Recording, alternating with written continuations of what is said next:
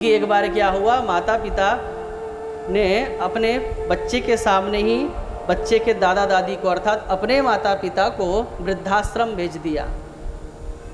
और दादा दादी से नाती पोते का मोह इतना अधिक होता है, बिलखने लगे।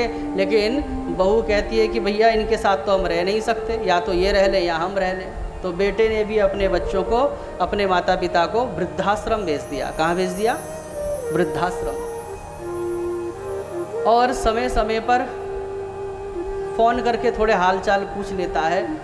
तो एक दिन की बात है, वृद्धाश्रम वालों ने फ़ोन करके बेटे को कहा कि तुम्हारी माँ की तबीयत बहुत ख़राब है, ज़रा मिल तो लो, तुमने तो बिल्कुल ही छोड़ दिया। तो संतान जब अपनी माता के दर्शन करने के लिए गए हैं, वहाँ गए मिलने के लिए, तो माँ से कहा कि तुम इतनी बीमार हो गई, बीमार क्यों पड़ी? तो बोले ये वृद्धाश्रम में न तो कोई पंखा है, इस वृद्धाश्रम में न तो कोई व्यवस्था है, रहने की व्यवस्था नहीं, न तो यहाँ पर कोई साग सब्जी को सुरक्षित रखने की व्यवस्था हो, बासी खाना 2-2 दिन तक खाना पड़ता है, इसलिए मैं बीमार हो गई। तो बेटे ने जानते हो क्या कहा? बेटे ने कहा, अरे माँ फ़ोन कर देती तो मैं तेरे लिए यहीं पंखा भेज देता, फ़ोन कर देती तो तेरे लिए फ्रीज भेज देता, वो बासी सब्जी को तू वहाँ रख के खाती रहती। तो माँ कहती है कि बेटा मेरी अंतिम इच्छा यही है कि तू इस वृद्धाश्रम में जितने भी कमरे हैं वहाँ पर पंखे लगवा दे और फ्रीज लगवा दे।